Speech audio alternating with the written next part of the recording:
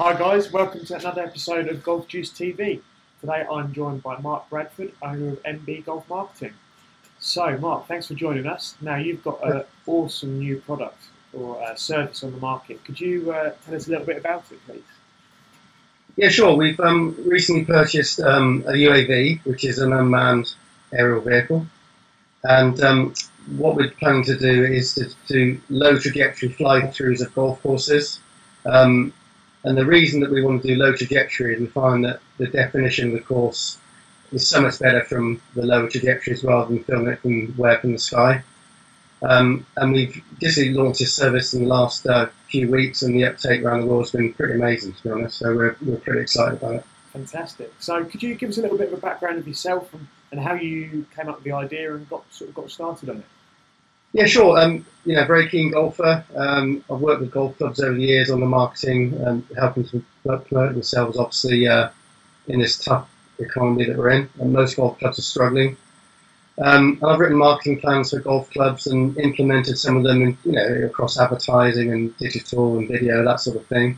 I've worked with a few PGA pros doing instructional videos and sort of whole tours, with professionals, and they talk through the course. But the reason I think this UAV is going to really make a lot of difference is, obviously, as I said before, it's going to capture some of its definition of courses, and I think it will give golf courses the edge over their competition, because most clubs now need something just to promote themselves in these tough times. So, keen golfer, always wanted to work in the golf market, and I kind of stumbled across this idea because a mate of mine purchased this machine, and we work in partnership now. And they've taken the flying exams, and we're fully qualified, approved by the CAA, and literally golf clubs around the country have been really impressed, and obviously really interested in having these promotional films done. Fantastic. Sounds. I've seen the clips, and hopefully we're going to be playing them now or very soon during the interview, and they are really impressive. I have to admit, I think it's a great way to showcase a golf club. Yeah, definitely. And give them a unique selling point, which is really, like you said, really key for the climate at the moment. And yeah, it's fantastic. It's pretty revolutionary. You might have seen what are they called again? So the helicopters, they're called UAVs, unmanned aerial vehicles. Right. I suppose they're not about, really helicopters. They're about 15 to 20,000 quid. So they're not kit. They're used on the European Tour, the PGA Tour, yeah, the Ladies European Tour now. So guys, you've probably seen them on there, showing you some really cool shots of the courses. So just wondering, when you go to film, how long does it take to film? And can you tell us a bit about when you go to a golf club and how it works from that side of things? Yeah, there's always a site survey done prior to going. Certain golf clubs, if they're very close to roads, for example, you can't go within, I think, 50 yards of a road, just in case it loses control and goes AWOL, which can happen. But typically, there's different options. We can do a high-speed tee to green fly-through, which we can probably edit it down to about 45 seconds. But it takes probably, in total, half an hour to film a hole properly. If we start using golfers in the shot, which I think adds a bit of colour to it and a bit of character and a bit of definition as well, you're looking at probably half an hour a hole. So it would take a good full day to film 18 holes. But I find most clubs probably want maybe 6 or 9 holes doing, because not every course has 18 great holes. Yeah. Most want to pick their signature hole and possibly a handful of others. And we literally fly the machine through the hole. We follow the flight of the ball. We literally follow the trajectory of a golf ball. We can't follow a golf ball literally because it can't fly that fast. But we try and simulate the flight of a ball so you get a real golfer's eye perspective of the shot you're going to face. That's fantastic, and you really get a feel for the golf course then, don't you? Yeah, totally. And obviously, anyone that will go on the website, will look at the film of the hole. They'll be able to see the shot they're likely to face. And the problem is, with yardage charts or other simulations, you don't really capture the true shot, from a golfer's perspective. So we hope these low trajectory fly-throughs really do capture that definition and the shot they're going to face. Definitely. I think I personally would imagine that it would look really good on a website for the golf club, instead of just a normal picture of a hole, which will look brilliant, but just having the fly-through, it gives it a whole different perspective on people thinking of where I should go and play golf, this would look really good, and yeah, I think makes quite a big difference. Yeah, exactly that, because there's lots of people now that aren't members of golf clubs. They're roaming golfers, so they think they might want to go and play a different course each week. You might be someone organising a golf trip or a society or just an away day.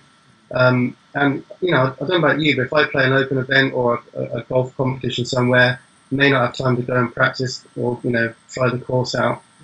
If you've got to fly through each hole or most of the hole, you get a feel for it, and you'll get a feel whether it's your type of course or not. Some people like really wide open courses, some people like shorter, tighter courses, and I think the Fly-THRUs will give the golf club that added benefit, because you can showcase a course to anyone in the world. I mean, you can upload it to YouTube, you can tag it. That's what we do with the promos we do.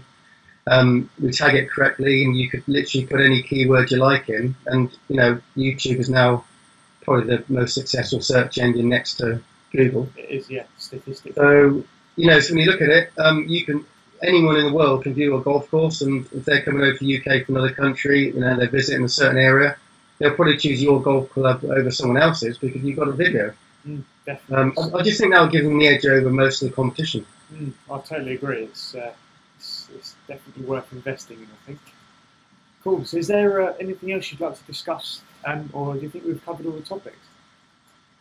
Yeah, and also, one of the other things we're finding now is we're getting in touch, companies are getting in touch that do CGIs of golf courses, so that they want to use video, because most of these companies that build golf courses with CGIs, which are computer-generated illustrations, they work from Google Earth, and they will take an image from Google Earth and retouch it and then put the GPS points on. We've now found a way to take shots from the air with the UAV and also on video, and we can actually map the GPS points on it as well. So we were contacted by a company that make touchscreen sat-nav systems for buggies, and they're really interested in using us to do the fly-throughs, because they reckon it takes them about 6 weeks to do a golf course. Wow. But we can film a golf course in a day, and we can take about another day and a half to edit it.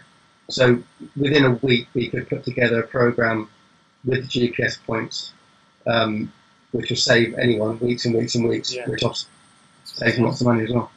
Yeah, for sure, and that's where it all comes down to at the end, isn't it? Yeah, exactly. Yeah, and I just think that clubs these days, not many clubs have serious amounts of money to spend on marketing.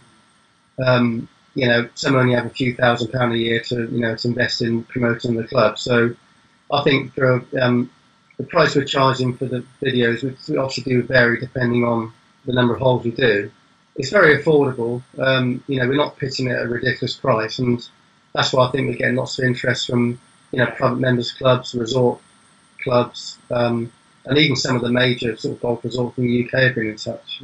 So watch this. It's all looking good for next year. Obviously, it would be nice to get some throughout the mid and throughout the winter. Would be quite good. Follow the sun a bit, but I think when the spring comes around next year and golf courses start to grow, I think hopefully a few courses will take us up on the idea. Awesome, brilliant. Thanks very much for chatting with us, and we look forward to seeing your films on all these different golf courses, because I know you've already told me of quite a few major ones lined up, which sounds good.